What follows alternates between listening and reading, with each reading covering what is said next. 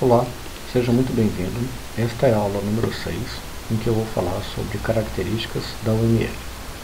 Gostaria que você primeiramente realizasse uma leitura de todo esse material constituído dessa aula, e eu vou focar a minha explicação, basicamente, no ponto prático, em que fala sobre a visão geral da UML. Dentro dessa visão geral da UML, nós temos dois artefatos extremamente importantes, onde o primeiro é o ator e o segundo são os casos de uso. Para se definir um sistema, a primeira parte que nós precisamos trabalhar são os requisitos. Os requisitos nada mais são do que as necessidades que os usuários têm para a construção de um determinado sistema. A definição dos requisitos, para ficar mais claro, tanto para os usuários quanto para os analistas que trabalham na construção daquele sistema, faz-se necessário ter uma linguagem comum de ligação entre esses dois importantes papéis na construção de um sistema. Ou seja, usuários e analistas precisam saber utilizar a mesma linguagem para poder esclarecer as funcionalidades de um sistema. Para isso, o diagrama de caso de uso é muito utilizado na definição dos sistemas, porque ele consegue definir uma visualização ampla daquilo que o sistema deve fazer e fica fácil compreensão para os usuários e também para os analistas de sistemas. No diagrama de caso de uso, ele é constituído basicamente de duas partes: os atores que interagem com o caso de uso e os próprios casos de uso propriamente dito. Quem são atores? Ator é alguém ou algo externo a um sistema que vai interagir com o sistema. Geralmente nós identificamos atores como sendo aquelas pessoas que têm a capacidade de realizar entradas e saídas em um software. A partir dessas entradas e saídas é que nós definimos as funções que aquele software deve ter. O caso de uso, como ele próprio nome diz, ele define a utilização do sistema, ou seja, as funções que as pessoas irão realizar dentro de um sistema. Caso de uso é a descrição de um conjunto de sequência de ações realizadas pelo sistema que proporciona resultados observáveis de valor para um determinado ator. Ou seja, o ator realiza uma determinada função dentro de um sistema e essa função está desenhada através do caso de uso. Nesse exemplo aqui, nós temos um restaurante, em que eu tenho dois atores.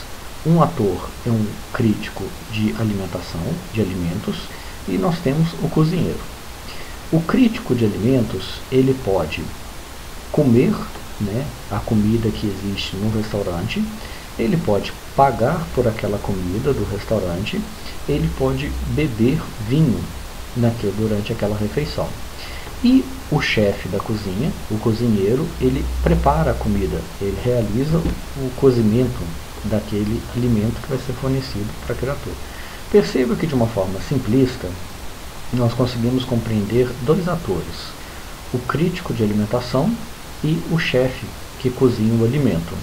O crítico de alimentação tem as suas funções bem definidas dentro desse sistema e o chefe da cozinha tem a sua função bem definida, que é realizar a comida. Bom, nesta aula vou propor um exercício para os alunos, que são essas 4 letras, A, B, C e D, que está aqui. Todas elas fazem referência ao diagrama de caso de uso. Para fazer esse exercício dos casos de uso, vocês terão que identificar, primeiro, quais são os atores que compõem esse problema e quais são as funcionalidades de cada um desses atores. Então, letra A. Em uma escola, professores são responsáveis por ministrar aulas, aplicar provas, registrar notas e faltas dos alunos. Alunos precisam assistir às aulas, realizar as provas, realizar as atividades de exercício e participar de eventos científicos. O coordenador do curso é o responsável por atribuir aulas aos professores, alocar alunos em turmas e atender os pais. Primeira pergunta que você deve fazer, assim que terminar a releitura, é: quais são os atores que estão envolvidos nesse problema? Analisando esse texto, nós temos que observar quais são aquelas pessoas que, neste caso, interagem com o sistema acadêmico. Nesse caso, eu tenho professor, que é uma pessoa que está interagindo, aluno é também outra pessoa e coordenador também é outra pessoa. Uma outra forma de você observar e identificar quais são os atores é observar. O professor realiza uma ação. Qual é a ação que ele realiza? Ministrar aulas, aplicar provas, registrar notas e falta de alunos. Então perceba que geralmente vai ter um verbo que vai estar associado com algum substantivo.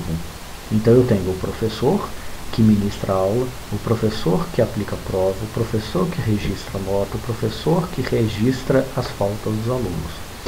Os alunos, consequentemente, também têm alguns verbos, algumas funcionalidades que estão associadas com ele. E aí eu vou marcar essas funcionalidades desse aluno. E por fim, o coordenador do curso, atribuir aulas, alocar alunos em turma e atender aos pais. Com isso a gente consegue identificar 3 atores e as suas respectivas funções dentro daquele sistema. Uma vez que você fez esse levantamento, o próximo passo é desenhar o diagrama que vai mostrar como fazer isso. Eu recomendo a utilização dessa ferramenta online, mas você pode ter no seu computador instalado a ferramenta que você julgar necessário. Então eu vou abrir aqui o editor de diagrama. Do lado esquerdo eu vou procurar por UML e ele vai mostrar para mim as opções dos diagramas da UML.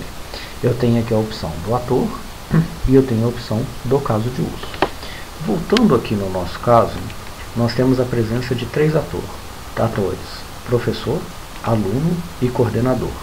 Então eu vou voltar aqui no meu diagrama e irei trazer para dentro da minha área de trabalho 3 atores.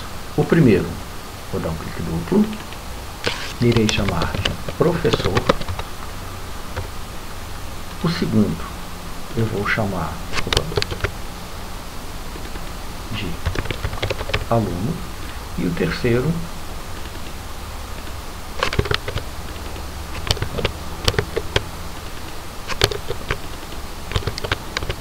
de coordenador. Então nós temos aqui, já bem explícito na tela, os 3 atores que nós identificamos. O próximo passo é identificar as funcionalidades. Então vamos por parte. Professor, ele pode ministrar aulas. Então eu vou pegar essa funcionalidade, vou procurar aqui dentro por um caso de uso, vou colocar aqui e vou dizer ministrar aulas. Vou fazer uma associação do professor com justamente esse caso de uso. Então vou pegar aqui na setinha e irei puxar uma setinha daqui para cá. Aí eu mostro que o professor ele ministra as aulas. Esse diagrama, na hora que eu faço a ligação entre o caso de uso, né, e o ator, percebam que ele desenha uma linha de ligação, mas na ponta ele coloca uma seta.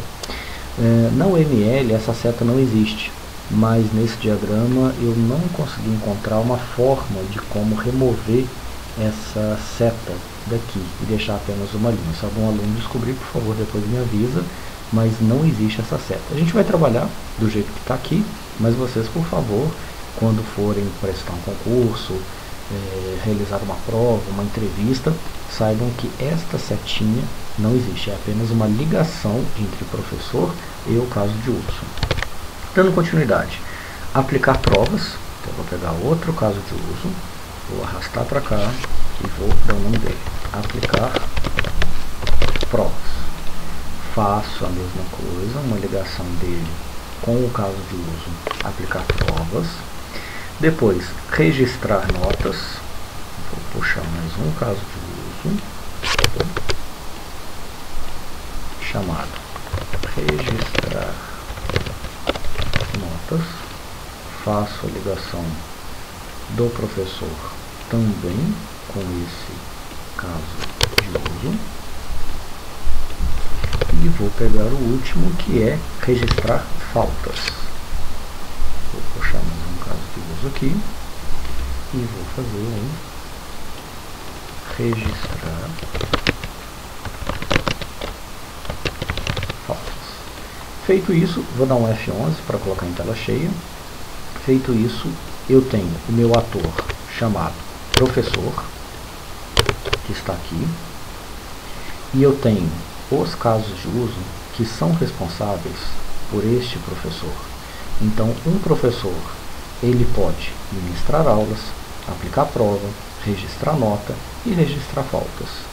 Esse é um diagrama que traz uma grande vantagem, porque ele é fácil visualização tanto para o analista, que está coordenando o projeto, quanto aos usuários, que não entendem nada da programação, mas eles conseguem ter uma visão bem clara sobre as funcionalidades que cada ator vai ter dentro de um sistema. Os próximos passos seriam explicar cada uma dessas funcionalidades para o programador construir o sistema, mas nesse momento a ideia é criar uma ponte de ligação confiável entre analista e usuário. Dando continuidade, vocês irão continuar construindo os demais casos de uso para os demais atores. Muito boa sorte a todos e boa realização do exercício.